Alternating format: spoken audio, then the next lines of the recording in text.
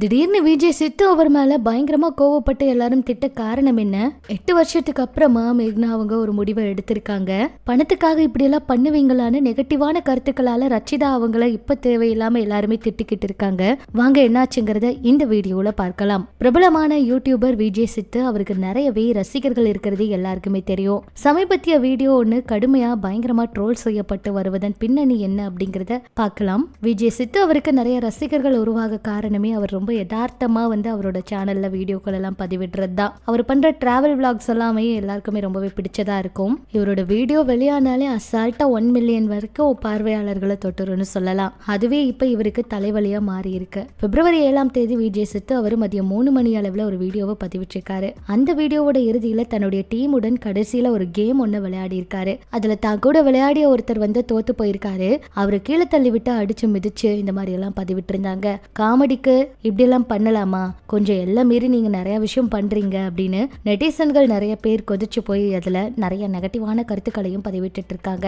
என்னதான் விளையாட்டா இருந்தாலும் இப்படி எல்லாம் இனிமேல் பண்ணாதீங்க, இதெல்லாம் சரியில்லை அப்படின்னு சொன்ன விஷயங்கள் சமூக வலைதளங்கள்ல வைரல் ஆகுது. சொல்ல போனா பிரபலமான செய்தி சேனல் எல்லாம் கூட வெளியாகிற அளவுக்கு ஆயிருச்சு. இதுக்கு இவர் என்ன பதில் கொடுக்க போறாருன்னு பொறுத்திருந்து பார்க்கலாம். அடுத்து கணவர் இறப்பிற்கு அப்புறமா 8 வருஷத்துக்கு அப்புறம் ஒரு முடிவை எடுத்திருக்காங்க மேக்னா அவங்களும் கன்னட நடிகரான சிரஞ்சீவி சர்ஜா அவங்களும் 10 வருஷம் காதலிச்சு திருமணம் பண்ணாங்க. ரொம்ப சந்தோஷமா வாழ்க்கை போயிட்டு இருந்துச்சு. சிரஞ்சீவி சர்ஜா அவருடைய திடீர் இறப்பு அவங்களுடைய குடும்பத்துக்கு மட்டும் இல்ல ரசிகர்களுக்கு மிகப்பெரிய அதிர்ச்சியை கொடுத்துச்சுன்னு சொல்லலாம். அப்ப இவங்க கர்ப்பிணியா இருந்தாங்க. அதுக்கப்புறமா இவங்களுக்கு குழந்தை பிறந்துச்சு. குழந்தைய பார்த்துக்கிட்டு வாழ்க்கையை ரொம்ப சந்தோஷமா இப்ப கொண்டு போயிட்டு இருக்காங்க.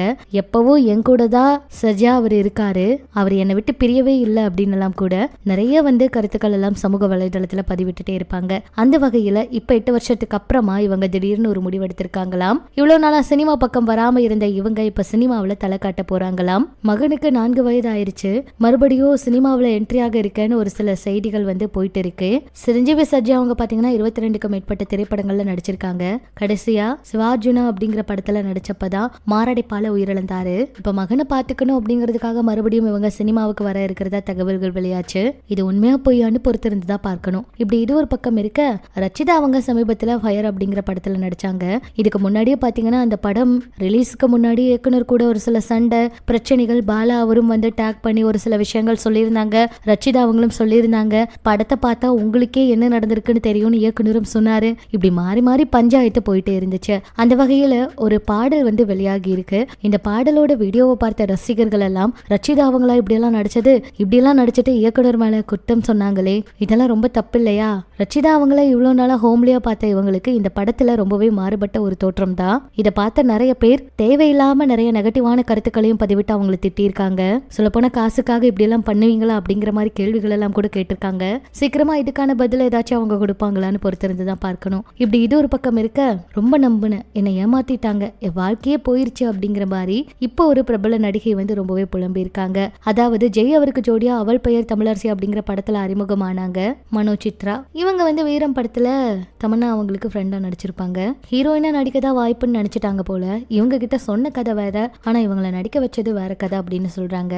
ஆரம்பத்துல வீரம் கதையை சொல்லும் போது தமன்னா பாதியில இறந்துருவாங்க, நீங்க தான் அஜித் அவருக்கு 2வது ஜோடின்னு சொல்லியிருக்காங்க.